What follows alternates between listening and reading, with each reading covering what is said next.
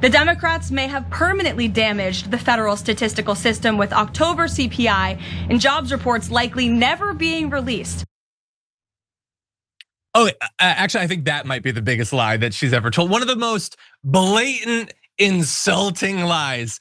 The Democrats are why we can't get jobs data.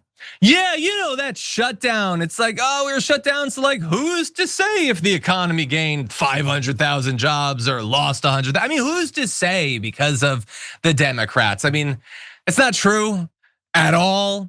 But I don't even need to convince you of it not being true. She's about to actually, because she continues to talking. It's sort of her thing. And as she talks, she cites data that supposedly we don't have because of those damn Democrats. Take a look. According to a CBO estimate, the Democrat shutdown could end up decreasing fourth quarter economic growth by 2 whole percentage points. The Democrat shutdown made it extraordinarily difficult for economists, investors, and policymakers at the Federal Reserve to receive critical government data. The Democrats may have permanently damaged the federal statistical system with October CPI and jobs reports likely never being released. And all of that economic data released will be permanently impaired, leaving our policymakers at the Fed flying blind at a critical period. She's really having trouble with that word, isn't she? Anyway, doesn't have any trouble with lying. She's got that on lockdown, but economic is just a word that she's not gonna be able to handle. Okay, so it isn't just that the shutdown stopped us from getting October jobs data.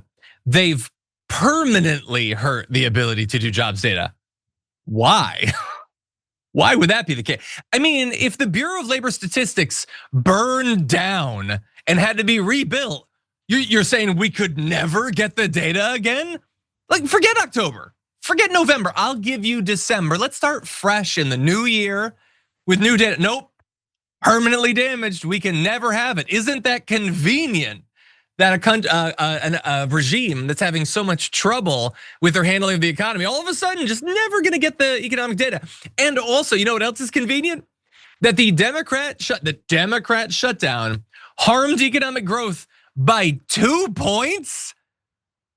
I mean, look, the government shutdown does stop some things from happening, but 2 points, that is apocalyptic. There is no way that she believes that that's true, and it's beyond even no way that that is actually true.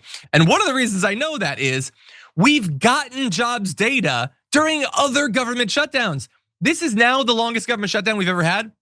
The previous longest government shutdown was during Donald Trump's previous term. Maybe the next one will be during his third term.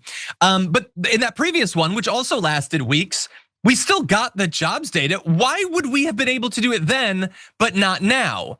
And if you're considering the context, if you're taking my question as authentic rather than rhetorical, when they have spent all this year demonizing the jobs reports, implying that they're fake, firing the people in charge of it, delaying the release of other economic data, please tell me that you are not going to extend them any credibility when they claim that it's the shutdown that stopped that data from coming out. They have not earned one iota of it. And by the way, the trouble for them is that while the BLS data is considered very reputable, or at least it was reliable and it would come out every month, it's not the only way that we have to estimate job growth or reductions. Goldman Sachs estimates that the US likely lost 50,000 jobs in October. Other economists surveyed by Dow Jones pegged the figure higher at 60,000. In the private sector, employers added 42,000 last month, according to payroll processing firm ADP. See, there's a lot of people who want to know how the economy is doing, how businesses are doing, whether they're growing or not just the government. And so I have no doubt that they're gonna try to put the kibosh on those numbers, or at the very least denigrate them.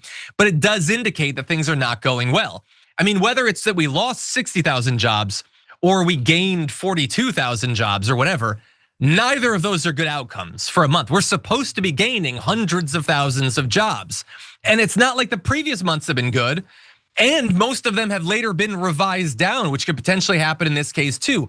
Either way, none of this looks good for the economy, and it mirrors how people feel. And so bad news for Donald Trump. Let's see how he deals with it.